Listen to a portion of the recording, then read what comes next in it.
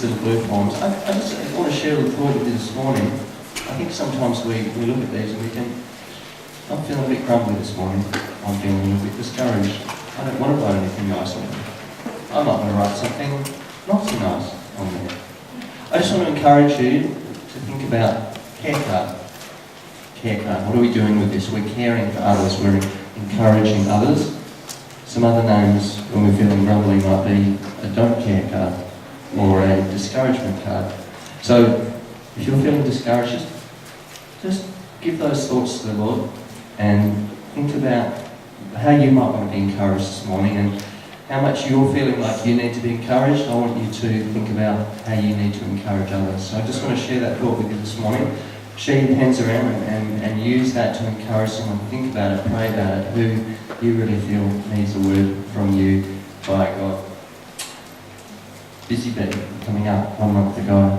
If that's not in your diary already, would you do that? 26th of March, we're starting early. We've got a whole heap of jobs we need to do to spruce this place up looking nice for Easter. So please put that in your diary and please help us take part in that. E.H.S material, if you don't have it, would you see the bookshop afterwards? I think most people have got it now. We are still waiting for some final bits and pieces to come in, but if you don't have the material and you're struggling therefore to be able to participate in your connect groups and so on, would you just see the bookshop afterwards for that? And while you're filling out your care cards, church news will be up on your screen.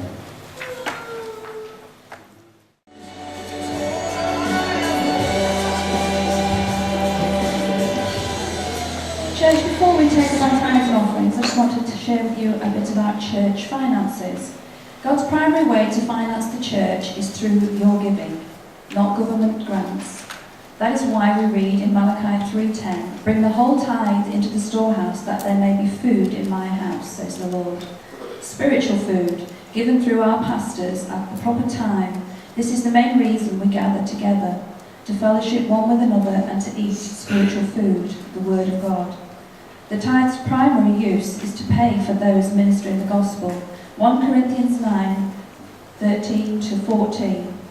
Don't you know that those who serve in the temple get their food from the temple, and that those who serve at the altar share in what is offered at the altar? In the same way, the Lord has commanded that those who preach the gospel should receive their living from the gospel. Matthew 10:10 and Timothy 1 Timothy 5:18 both speak of the labourer being worthy of his wage. Deuteronomy 10 and Numbers 18:21 speaks of the priesthood living from the tithe offered to the Lord. The Lord also provides through other means, through the generosity of believers outside of our community and unbelievers too. As all the earth is the Lord's, the silver and the gold, all belongs to God. And in Nehemiah 2:7-9 we see the king sending off his workers to a local businessman to ask for assistance in the supply and the labour of materials to rebuild the city. We also at the Bald Irish Church have experienced this kind of help and assistance in the building of our administration centre. We've been given discounted rates, we've been given freebies in the way of materials and labour from people within our community and from outside. In all our financial needs as a church, we must always be diligent to seek God's ways and not the world's ways, otherwise we could violate our core values. Romans 12:2 says, "Do not conform to the pattern of this world, but be transformed by the renewing of your mind. Then you will be able to test and approve what God's will is, his good, pleasing and perfect will." Church, during the next song, the tithes and offering buckets will be passed around. If you want to put your tithes in there along with your care cards.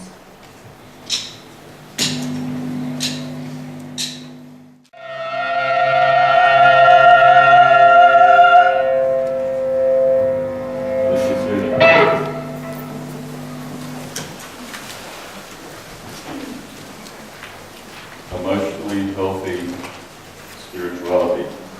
We're going to be talking about this morning, and we've been talking about it the last couple of weeks. And as Pastor Lev said, you need to get hold of your books, you need to get hold of your material, and some of you haven't got that because you kind of came in late to get it, and you put in your order, and we've been photocopying that for you. And if you still haven't got it, you need more of week 3 or during the week, and if you connect group during the week, you need to see them at the information desk, and we won't be printing it out for you, we'll be emailing it.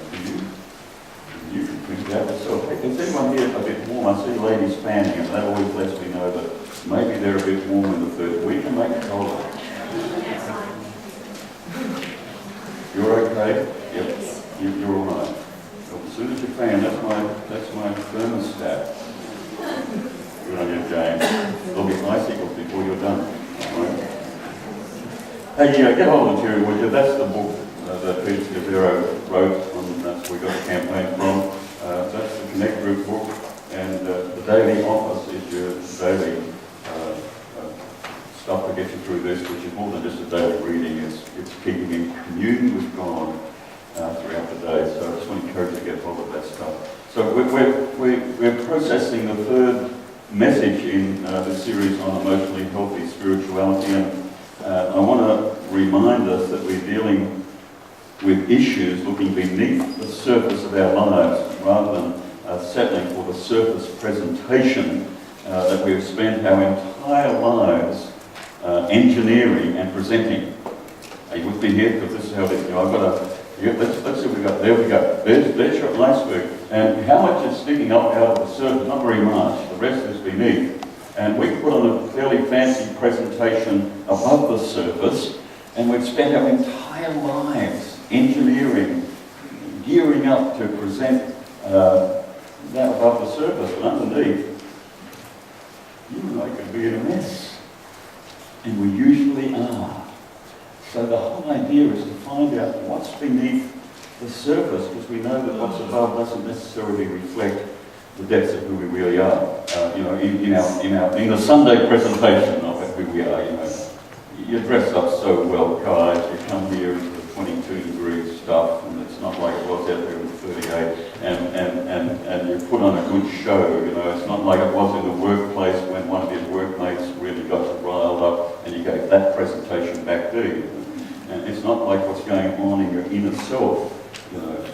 So that's what we want to talk about now. So week one in this series, we looked at the account of King Saul as illustrator of emotionally unhealthy living. Saul, tall, dark and handsome, stood head and shoulders above all the rest in the nation. He looked good, he was a mighty warrior. He could talk the talk, but he had a deeply flawed personality, a deeply flawed emotional health, which strangled his spiritual development. And I just want to say, some of you missed that message. And I want you to get it. That's why we record every message that is preached here. You can purchase it on a CD, or you can just get it for free by going to our website, Messages Online, click on Podcast, click on YouTube, and you can watch it or you can listen to it. You can download it, take it with you. And so if you missed that one, get on. Week two, we looked at the life of King David, who actually did know himself. Saul didn't know who he was beneath that top that was above the surface, David actually did. We looked at his life, and he not only knew, David not only knew what was above the surface, he knew what was beneath the surface. And good news for David, he also knew his God. And so he could be honest before God about what's beneath his surface. And so if you missed that one, the second one, last Sunday, also available, CD, podcast, and YouTube. And so get hold of it. Don't miss out on this stuff. Today, week 3, we're exploring the idea of going back in order to go forward. And to help us process that, we're going to use as our launching pad the story of the life of Joseph. The story of Joseph and his family actually take up like about 25% of the book of Genesis. It's there, and it's not only about Joseph, it's about his family of origin. Now, last week we began to look at David's family of origin and some of the grief there that caused us to be who we are. And some of you, that really rocked your boat. I know you spoke to me about it. You said, that rocked my boat. My family of origin didn't do me any favours where I am today. I've got to process all that stuff. Well, if that rocked your boat last week, that was at the shallow end of the pool. We're going in deeper. We're going in deeper and deeper and deeper. There are some important parallels and lessons we can learn from the story of Joseph's life that we can apply to ourselves and in our family of origin. So I want you to think about that as I read to you from the book of Genesis, chapter 50. It won't be on, only one verse of this will be on the screen. chapter 50, verses 15 to 21. When Joseph's brothers saw that their father was dead, understand, if you don't know this story, Joseph's brothers, huge family. Last week we talked a family of 8, and I got you to say how many came from a family of 8, and 3 or 4 of your hands went up. And I said, me too. Me too. Some of you are the youngest in the family of 8, and you would have got grief. I know that. I was number 3 in the pecking order. Others down the pecking order got grief from me. So, you know, that was okay. But this guy was at least 12 kids. Anyone up there? 12? Anyone? No one wants to admit it? Oh yes, there we go. There's always going to be something. That's a huge family. That's not a family. That's a tribe. No, that's bigger than a tribe. That's a clan. That's a small nation. You got that? There's a lot of you. When Joseph's brothers, they've been mean to him. They've been mean to Joseph. When they saw that their father was dead, they said, they thought they were getting protection of Dad while he was alive. What if Joseph holds a grudge against us and pays us back for all the wrongs we did to him? Well, they might have said that. Verse 16, so they sent word to Joseph saying, they made this little story up, as we do in a dysfunctional family. Your father left these instructions before he died. He did not leave those instructions. This is what you were to say to Joseph. I ask you to forgive your brothers the sins and the wrongs they committed in treating you so badly. Now please forgive the sins of the servants of the God of your father when their message came to him. And when their message came to him, Joseph wept. They were hoping to get let off, that Joseph, who's now got a huge role nationally, he's got power and authority, he can put them down. He wept. His brothers then came and threw themselves down before him. We are your slaves, they said. But Joseph said to them, don't be afraid. Am I in the place of God? Then this, verse 20. You intended to harm me, but God intended it for good, to accomplish what is now being done, the saving of many lives. So then, don't be afraid. I will provide for you and for your children. And he reassured them and spoke kindly to them. Genesis 50, verse 20. This is a key verse. You intended to harm me, but God intended it for good. Here's the thing we've all got in common, guys. Right? God places us in families. All of us. And gives us all parents. Got that in common. So, well, no, I don't know who my parents. You were in a family somewhere, whether you're adopted, you were in a family. So it is an aspect of what it means to be made in God's image. Whether you're in a dysfunctional family or a loving family, this is the design. We were made to experience love, and we were made to give and to receive love. That's how we're wired. That's how we're wired. Every person in this room, every person we meet, whether you knew them or not, whether you liked them or not, we all had parents. Have parents. All of us. We were all created in God's image, and the design was that we would engage in a healthy family, firstly as babies. And if you look around some of these babies, was Gordon ever a baby? Would that be so? My grandchildren can't get that.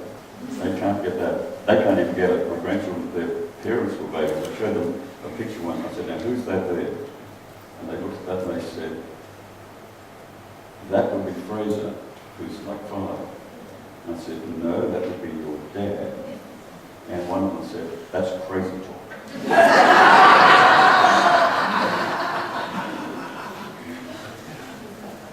We were all designed by God to engage in a healthy family. Firstly as babies, and then as children growing up. And then perhaps, listen to this, as parents in a brand new family unit. Here's the thing, like I said at weddings, where a man shall leave his mother and father and be joined to his wife, and the two shall become one. A brand new family unit, and a functional family will let go and let that brand new family unit develop with no enmeshment to the original sending family. We were created and designed to experience that kind of love in a family, and so all of us come into the world with a hunger for stable, deep, loving relationships. We crave that. That's who we are. Now, I just want to tell you about a guy by the name Al Pesso, Albert, in fact. he was a relationship and personal therapist.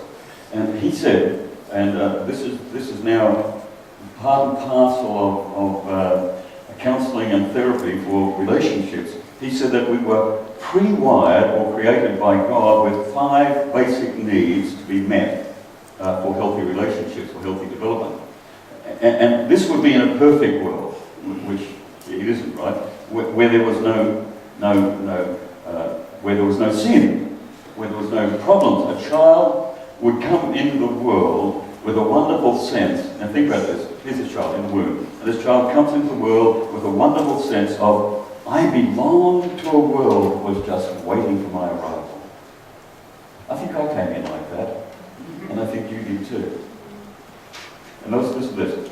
The 5 basic needs that E.H.S spells out for us are the need for place. There we go. Secondly, the need for nurture. Thirdly, the need for support. Fourthly, the need for protection.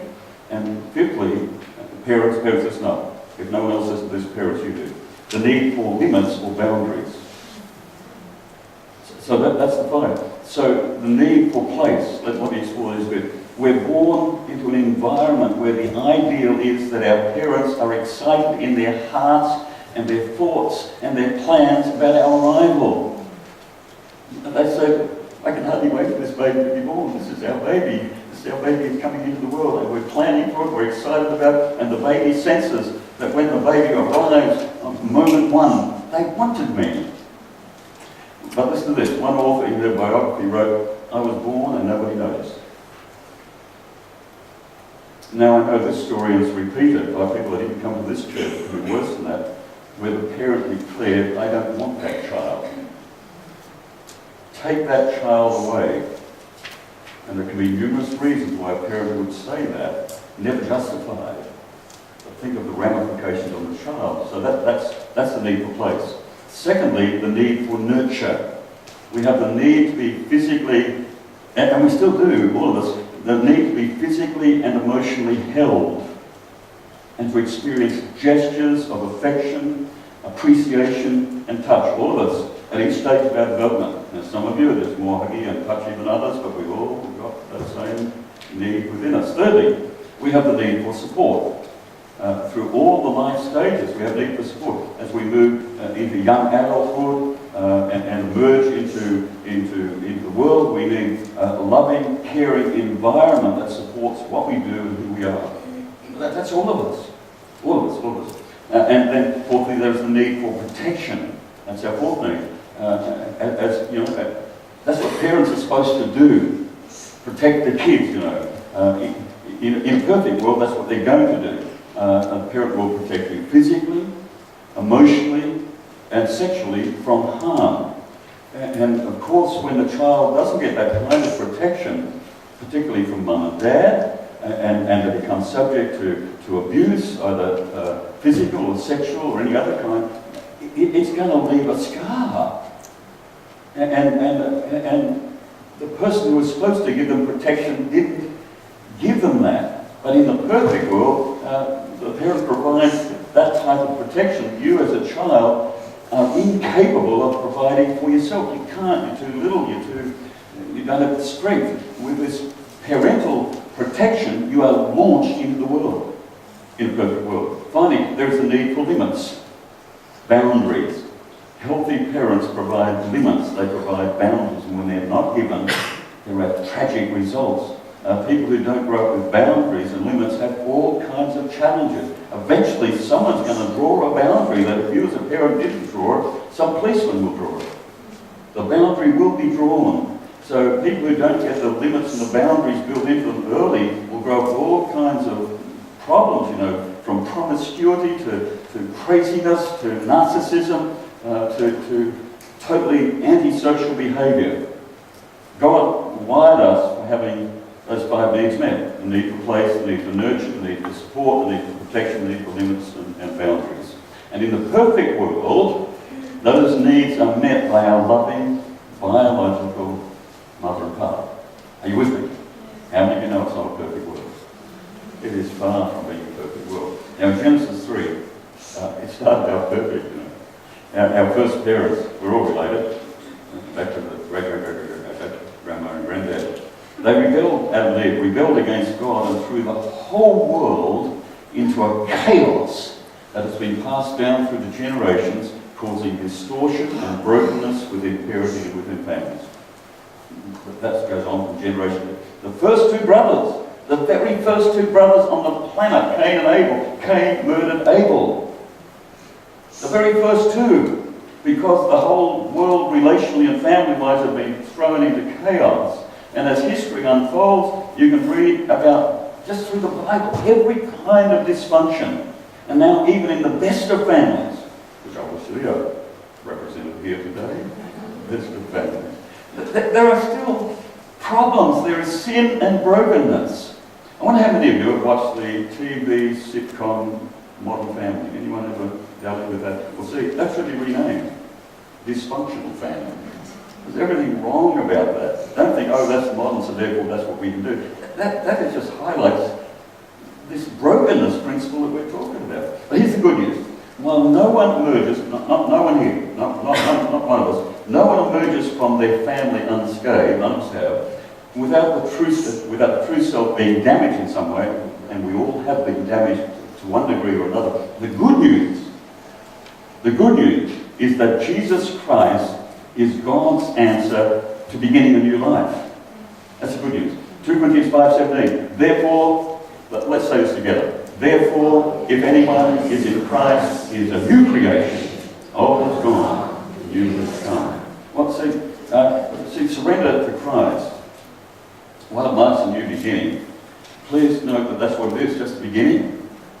See, the surrender to Christ gives you a new beginning, which puts you on a pathway, a journey, where now you can unravel all the stuff that was marked on you by a dysfunctional background. We all got to one degree or another. But it's just the beginning. We bring to our new journey in God's family, and that's where we are, God's family, certain unprocessed material that comes from our families of origin. We all do.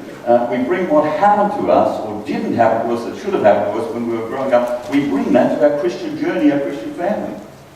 We all do. We have been programmed by our background to act in a certain way by our biological family life. So when we come to Christ, and to Christ's family, because we're used to acting and thinking and doing things the way that our family did them, the way we did them in the family, we continue to do that. We bring it with us. We continue to act, to speak, to think, and to do according to the program and the pattern that we've always done.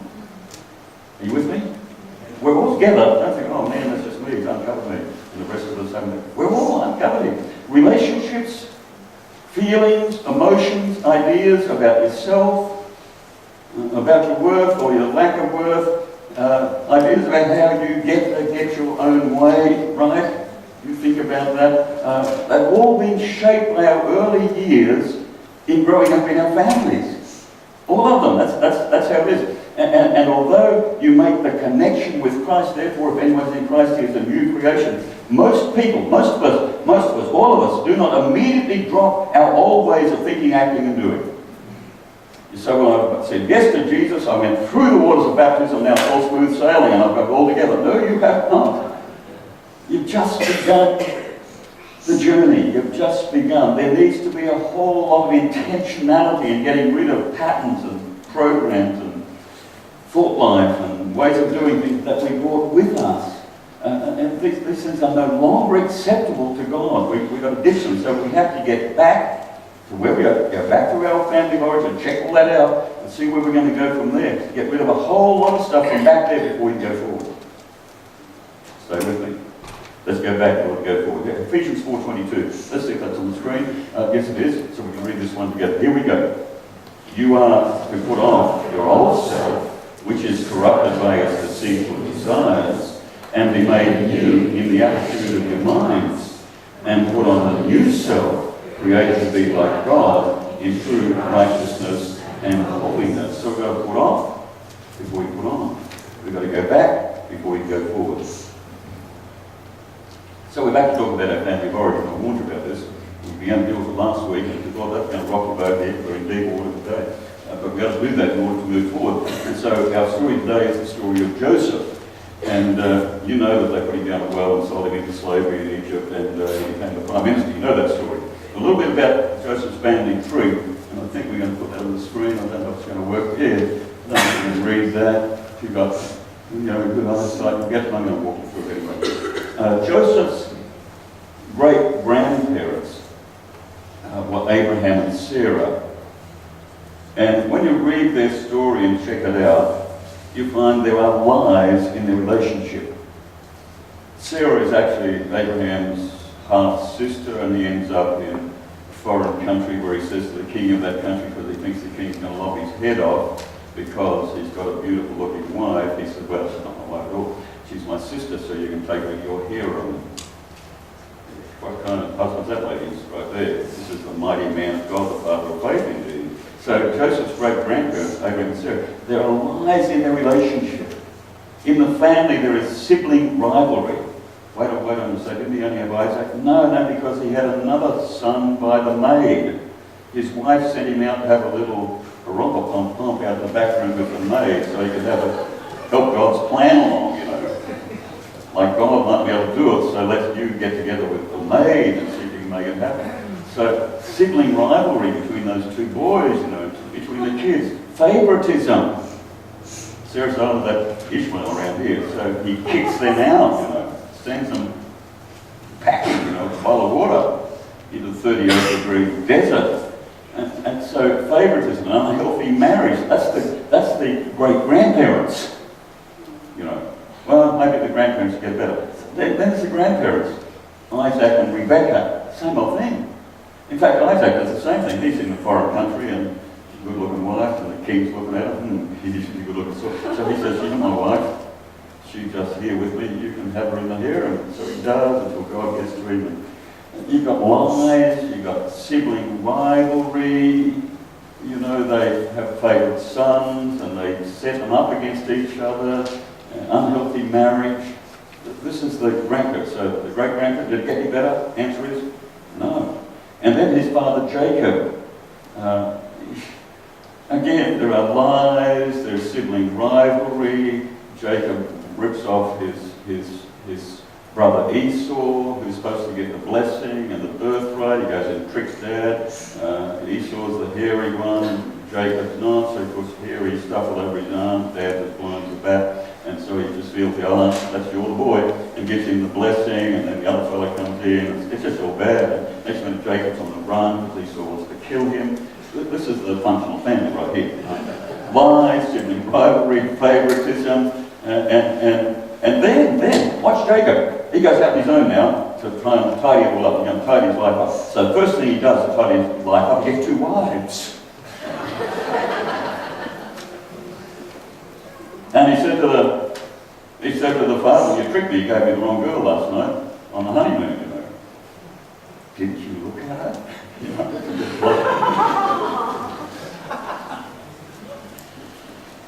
And then one of the babies, so they do a deal and he ends up with 2 maids in there, you know, 2 wives, 2 maids. You think about that, guys, you have a good moment here, not a nasty, naughty one, just have a good moment. 2 wives, 2 concubines, all living in the same house and lots of kids. Blended family to the max. Actually, look on some of your faces thinking, the one wife, the one husband I got is pretty darn good looking at now. Then all of these kids, you know, born to at least 4 different women in the same family. If there was going to be sibling rivalry, now there's just going to be double. Joseph, the key man in our story, though, he's born to Rachel, and his mum, Jacob, and his mum married to Jacob, Rachel and Jacob, his father. And there's favourites everywhere. There are favourites, favourite kids, favourite women, favourite concubines, favourite wives, and Jacob and all of these women that are floating around, all his kids, he loves Rachel a lot. Dysfunctionality. Joseph is number 11 son in this huge family. You know, I said before, we looked at families of 8 last week, and I'm from one of those, and now we've already got someone else comes from one of these big ones. number 11. And he's the favourite one. Jacob, the dad, he's a pathological liar. He lies constantly. You can never believe anything this man says. And yet he's called God's man, you understand. He lies, he's always striving, always working the angles, always coming up with a scheme. You know, if you ever watch Heartbeat, the old English sitcom that do the reruns of again, they've always got the schemers there, you know, this little English village. There's a scheme, you come to the scheme, it seems so obvious to the rest of us, but people get sucked in by it, you know. And people got sucked in by Jake. He was striving. And he breaks all the parenting rules, you know. And his favoritism towards Joseph sets Joseph up for all kinds of problems. As it always will, parents, you know. The classic one is the coat of many colours. You know, the rest of them got the daggy old brown jackets. And he gets the coat of many colours to Jacob. Do you think the rest of the boys are going to say, man, that's a good looking jacket you got there, man. We're just so proud of this. No, they would have rubbed his nose in something, and it's not a jacket. The brothers can't stand him. They are jealous, they are envious. And then Joseph, because he's been set up for his father like this, he has the dream. You know the dream. It's like the sun, the moon, and the stars bowing down to him, you know. And so, well, that represents mum and dad and all the kids bow down to me because I'm going to be the head honcho around here. I'm going to be the big cheese. I'm going to be the boss. And you better get used to the idea. And they say, well, you idiot. Then he comes up with another one, sheaves of grain, little grain. And this sheaf of grain is a bit bigger than all the others, and all theirs are bowing down to his sheaf. I'm going to be the main man around here, you know. I'm going to be this big. And it's going to bring grief. Even if you think you're going to have a good number like that, please check out your delusions of grandeur. Check them out. And so grief comes to Joseph. They firstly throw him down the well. It's a very deep well with no water in it. So you're never going to clamber out there in a hurry. It's very, very deep. And eventually, of course, they think they can make $1 or $2 out of it, so they sell him to the slave traders going down to Egypt. And they tell Dad that he's been killed by wild animals. They put a bit of blood on his coat of many colours and bring him home and say, he's dead. He got killed by wild animals. And so his father is told that lie, and he believes that lie for 22 years. Think about it. So you think about Joseph. First of the well was bad, but now he's down in Egypt, you know. Firstly, think about what he's got to deal with, you know, in the family. Firstly, he's got to deal with the betrayal of his brothers. Secondly, he's got to deal with the trauma of losing everything. I mean everything. He lost his mother, he lost his father, he lost his culture, he lost his country, he lost his brothers, he was glad about that. He lost his language, he lost his nurture, his verse 5. He lost his place, he lost his support, he lost his freedom, he lost his friends, he loses everything. And as the story unfolds down in Egypt, he's doing quite well, but then suddenly he's wrongly, falsely accused, and he's imprisoned, and he's in jail for probably 10 to 12 years as we look at the material. What's he thinking when he's in jail? Thinking loving thoughts towards those 11 or 12 brothers. I love those brothers. Here I am in jail, getting good meals every day, the air conditioning, 38 degrees, plus the air conditioning. Good brothers, thank you for getting me in here. He's not thinking that at all. He's not thinking any good thoughts. And neither would you be. Virginia Satir is a therapist who works with families. She draws a scale, I'm going to put that on the screen shortly, of various families that can be seen on a scale of 1 to 100, from very troubled to very nurturing. I think I've dealt with all of these kinds of families in 30 odd years of ministry. Very troubled families to very nurturing ones. In very nurturing families, self-worth is high. You know that you're valued and you are valuable. People feel good about themselves in the very nurturing families, while in very troubled families, self-worth is very, very, very, very low in the individual, and communication is very, very different and difficult. In nurturing families, communication is direct, clear, specific, honest. In troubled families, communication is very muddled, it's almost in riddles, indirect, vague, and negative. I'm aware of this understanding, and when I speak to people, they talk to me in riddles, and what can they? You ever had anyone talk to you, but don't put over the hand, but you just think about it. Someone talk to you in riddles. You think, what's going on? These two styles of families also look at rules very differently. There are rules in life, or principles, things you shouldn't do, things you should do. The nurturing families are flexible. Well, you know, we'll get well, we'll find another way. They're able to adapt and adjust because they want the best for the people involved. It's about people. On the other hand, the troubled families have rules that are rigid. If you violate that, there's no rules. So people get into trouble for violating the rules because the rules are more important than the people. These two different styles of families also view the world very differently. And Joseph, back to Joseph, like many coming into adulthood, you know, he could have said, you know, well, look at my family. Look at my family. They wrecked my life. You know, put me down a well and sent me off to a foreign land where I became a slave and I worked my guts out, but they wrecked my life. They wrecked my life. My family wrecked my life. Years and years have gone. Where did it all go? So don't you talk to me about nurturing family. You know, I can talk about nurturing family. I'll give you nurturing family. And you know the story of Joseph. Because he was very gifted in interpreting dreams, Pharaoh let him out of prison. Because he had a dream. He wanted to interpret it, you know. And you know what the dream was? It was about the 7 fat cows and then 7 skinny cows. And he had another dream, followed that up. It was the heads of grain, 7 great big fat heads of grain, and followed by 7 skinny shriveled up ones. The 7 skinny cows gobbled up the 7 fat ones. The 7 skinny heads of grain gobbled up the fat ones, and so on. So Joseph says, looks like 7 good years are coming. You're going to have good crops. Everything's good for 7 years. That's the good news. The sad bad news is that the 7 bad ones following on. Now, if you're pretty wise, Mr. Pharaoh, what you do is, in those 7 good years, you're going to stack stuff away in the barns. You're going to have a whole storage system going on, so that when the 7 bad years come, you've got stuff to see you through. And Pharaoh goes, wow, that's excellent. Man, that is so good. In fact, I'm going to promote you right now. I'm going to put you in charge of the project. And he said, from now on, you are my main man. And so Joseph, like in minutes, becomes the Prime Minister.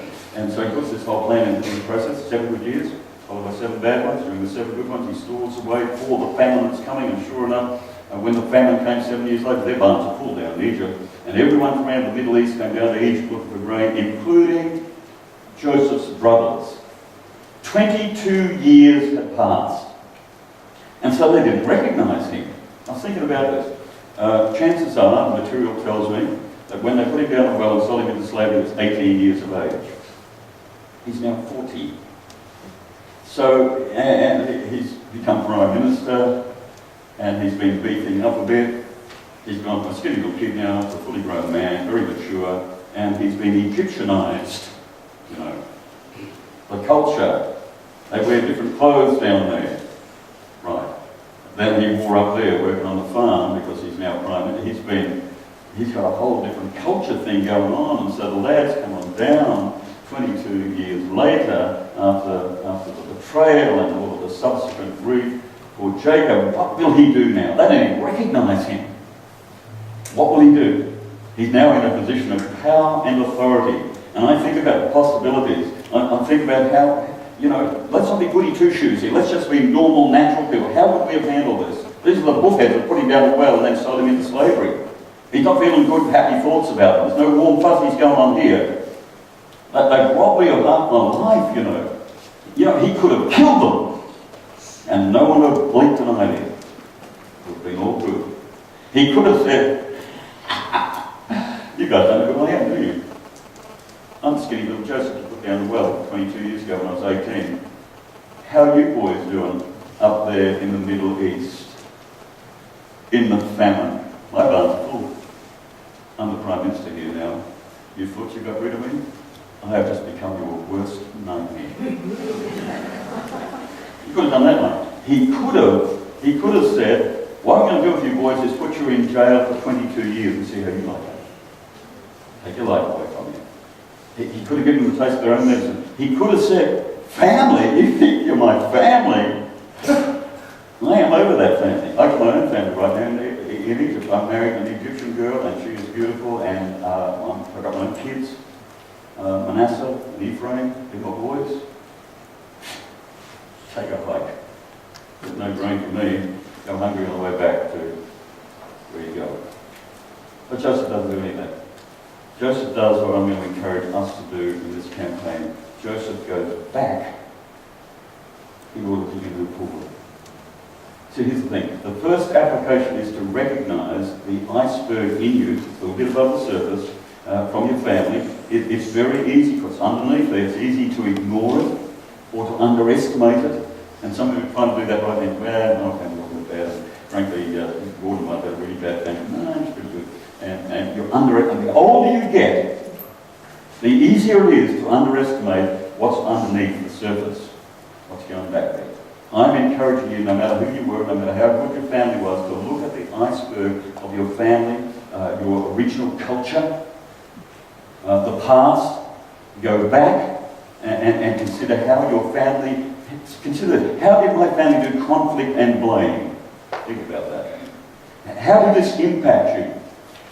And it did impact you. And it's absurd, it's ridiculous to think that Joseph could have moved forward trying to act as though what his brothers did to him had never happened. You cannot do that. You need to know that within all of us, there is a pull to do life and to do conflict and to do discipline the way our family of origin did. That's a pull in all of us. And if you say that this is not so for you, you really are not being honest about the mammoth amount of iceberg that there is beneath the surface. It's a call for reality check here, an honesty check. We bring stuff with us from our family of origin, from our culture of origin, from our past, and we need to measure that up now against what God's standard is. You know what Romans 12:2 says, no longer be conformed to the pattern of this world, that's what we brought with us, but be transformed by the renewing of our minds, that is, as we deal with God's pattern. We bring this stuff with us, and in most cases our parents did the best that they could. In most cases. They did the best that they could with what they had and their understanding. Let me give you a personal testimony right here. I did the best that I could with what I had. But I want to tell you categorically, if I could do it over again, I would do it differently. I'd do it differently. Honour your parents, but never be in bondage to them. Never. Some of you, you've got to work this out, guys. Honour your parents, but sometimes some of you need some boundaries. You put them in place. Some of you had a rougher trip through your family of origin and background than others had, that's for sure. But would you discern through whatever it was that you came through the good that God intends in you, through you, and in spite of your family and past? Would you do that? Would you do it? I want to give you some verses and we'll wrap this up this morning, get close to land this, that speak of God's plan for you through the difficulties and in spite of them. And then I want to challenge you to commit to the hard work of discipleship. Discipleship is not a little book you buy somewhere and it takes you through. Discipleship is not a program or a class. Discipleship is the hard work of becoming all that God intends for you to become. Genesis 50 verse 20. Joseph to his family. You meant it for evil, but God was good. Jeremiah 29:11. You need to know the background. God says this to a people in captivity. Against their will, they're stuck somewhere they didn't want to be. And God says, for I know the plans I have for you, declares the Lord, plans to prosper you, not to harm you, plans to give you a hope of the future. Romans 8:28 to all of us who are on the Christian journey, to eternity and to a quality life on planet Earth. God said this, and we know in all things that God works for the good of those who love Him, who have been called according to His purpose. Proverbs 19:21. Many are the plans in a human heart, but it is the Lord's purpose that prevails. So no matter what your past, no matter what difficulties your family life has thrown your way, and it does, no matter what negative patterns were imprinted in your being or on your being, God wants each one of us to work through the difficulties, through the negativity, for our own good and for our betterment, to work through, discern the good that God intends for you, and then make a decision for the hard work of discipleship. After 22 years of separation from a family that betrayed him, Joseph did the hard work of engaging with his family when the door of opportunity opened. Now, we may not all get that same door of opportunity that Joseph got. Nevertheless, part of the hard work of discipleship is looking beneath the surface of your life, beneath your public presentation of what's going on deeper in your inner being, and maybe some new patterns and practices need to be developed. This is a journey. I want to talk next week about the journey. This is a journey, but there is an initial pushing through beyond what you've always done and known. And I want to encourage you this morning to push through and begin the journey of transformation. Folks, I'm going to give an altar call shortly after I pray. I just want to say this about the altar call too. I think we're in danger in our church here when we give the altar call of doing some tacky things. See, the altar call is the opportunity for you to respond to God. Right? I'm just his messenger. Not to someone else. So, we have encouragers in this church who are trained. We've trained them to do the encouraging thing, to stand alongside someone. So when you come forward, this is not for you and your friend to have a hug and a kiss. I'm all for the hug and the kiss, but do it in the coffee shop. Got a big shade of fruit down the front. Got a gazebo over there. There's coffee shops down in Stocklands, and you can go to the coffee, do a hug and a kiss there. This is not for that. This is for you to seek the face of God. Our encouragers are trained to be sensitive to the leading of God. So I want to encourage you to come forward this morning, but not for you to come and then, or some friend rush forward and come and give you a cup. That's going to circumvent what God's doing. You just come forward and let God have his way. And those of you in the congregation, I know you want to let my friend out there and I want to say, no, don't. Don't do that. Don't do that at all. There was no friend rushing forward for Joseph. We just had to do what God wanted to do. We've got someone who would stand with you here. They're the ones who are trying to do that. So could I encourage you now? Would you work with us on that? If we all work together on this, hospital will be done. And you will make progress. And you can step out and you can begin a brand new step forward in this exciting journey of life. But we do need to move back and do some things in our families. Many of us do. Father in heaven, I want to thank you this morning. But you want the best for us. And Father, although sometimes there's been some bad stuff done to us, or we've been in a situation that hasn't served us that well, we want to be like Joseph and be able to declare your plan and purpose. That although the intention may not have been honourable by those who put us through some stuff that wasn't all that nice, we want to be able to declare that they meant for evil, but Lord, you intended for good. And Father, we want to seek your intention, your good intentions for our life. We want to not back off our family of origin, but we want to move through some of the patterns and practices that we develop there that are not helpful for us or honouring to you, Father. So Holy Spirit, come and touch our hearts, touch our lives, cause us to want to move forward, not to get angry about any of this, but to move forward, to be in a better place according to your design, according to your purpose, so we can stand taller and know that we are valued in your sight through Jesus Christ our Lord. And let's stand, folks. Since we've been talking about family of origin and talking about surrendering to Christ and joining God's family, I just want to tell you that the Father in heaven, he loves you so much. Oh God, he's God the Father of our Lord Jesus Christ. He's inviting us into his family. That's a song we're going to sing. While we're singing that, I just want to give you the opportunity this morning for you to deal with God and God to deal with you. Right where you stand, right where you sit. We'll give you that public opportunity this morning of stepping out. We'll have a folk who can stand with you as you make that decision for Christ this morning to become all that he has planned for you to become. We'll stand here on folk who will stand with you, encourage you and pray with you in Jesus' name. God speaking to you this morning. Don't put him on when you step out. Let's sing together.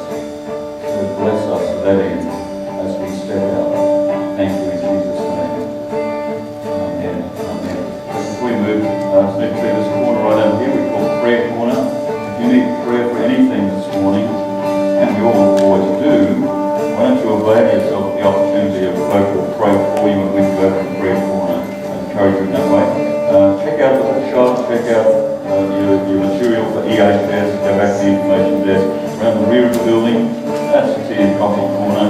Find someone around there this morning who was baptised this morning, give them a hug, give them a word of encouragement. Hey, have a fantastic day. 6 o'clock tonight, we're back here. We're in a great series in our Sunday